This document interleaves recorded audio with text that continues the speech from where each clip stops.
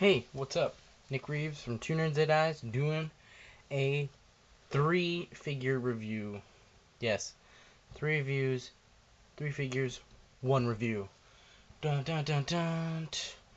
So, as you can see, I'm doing a 3-figure review on the Giant Man 3-pack. I call it a 3-pack, it's technically a 5-pack, but those 2 little mini Ant-Man figures don't count. In my opinion, they're not articulated, they're statues, they're not figures. So, it's a 3-pack. And I'm going to start off with my least favorite figure from this pack. And that's the Hank Pym.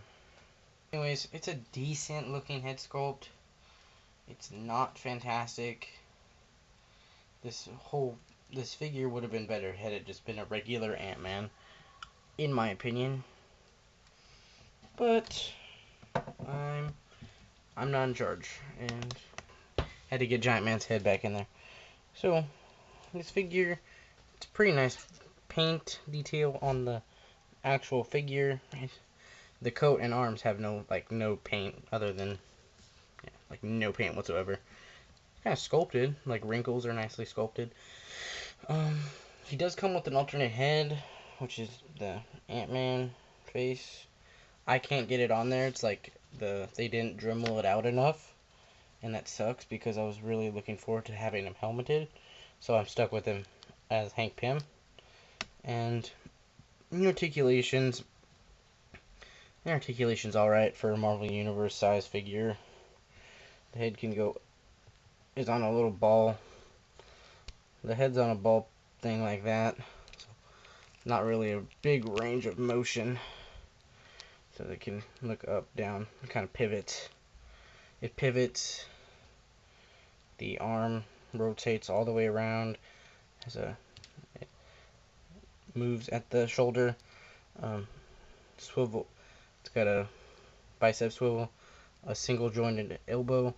The hands twist. Round and round. And he's got an ab crunch. It bends him that far back. And because of the coat, it doesn't bend back at all. You could take this coat off, but then you'd have an Ant-Man with white arms, and that would look kind of weird. So, and then getting into legs. Leg is on a little joint like that, so it twists. The leg pops off all the time. Give me a second, I'm fixing its leg.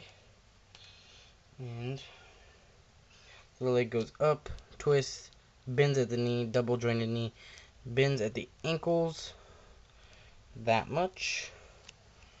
And my rating of this figure would be probably about 4. Not looking good. And next up we have the Marvel Legends scale Goliath, which is actually pretty decent. It's on the Bucky Cap mold. Bucky Cap mold's like their kind of just generic dude body, which I wish they would get. I wish they'd get the equivalent of the Bucky Cap mold for the female mold, because the female molds never have good arm articulation, and they're never really that good of figures anyway. The Miss Marvel body mold's pretty good. I like that mold. Anyways, so the paint detail is really nice. There's no shadowing or anything. It's a little you can kind of see the blue coming through on his stripe on his stomach. You can't see it on my camera though, but I can see it, and it's kind of on the wrist as well. But good health. I like the head sculpt. Head sculpt looks pretty good. Looks just like he does in the comic books, or did look like in the comic books. Anyways, so articulation, he's on a ball peg with the little hinder thing. So he moves up, down. He moves that far down, that far up. His arms move out that much. Shoulder swivel. Double jointed elbows. Hands twist and they flick. Look at that! Look at that wrist. And then he's got ab crunch. It's one pop forward, one pop back, and it doesn't bend back at all. I could force it, but then I'd probably break my figure. He's got a waist swivel. He can kick out that forward. He can't kick back too much. Can't kick back at all. He has upper thigh swivel. He has double jointed knees. He has He has boot rotation. His ankles move down, up, and they do pivot. Moving on, and Goliath I'd rate about a 7. And here's Giant Man. I can't even get him any closer into the camera. See if I can't zoom out a little bit. Nope, I can't. Okay, so Giant Man is my favorite figure from this pack. And there's a head sculpt. I like the head sculpt. I like the little antennas. So I'm just gonna get the paint details really good. People complain about it because of the belt thing with they have the X belt underneath it. Because it's like a remold of the repaint with a different head sculpt of the Icon Cyclops. But anyways, I'm not complaining. I like the figure because I was happy to have a big Giant Man.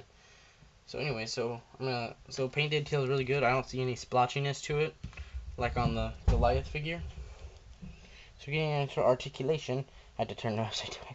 He can look down that much. He can't look up, which kind of stinks, but that's fine.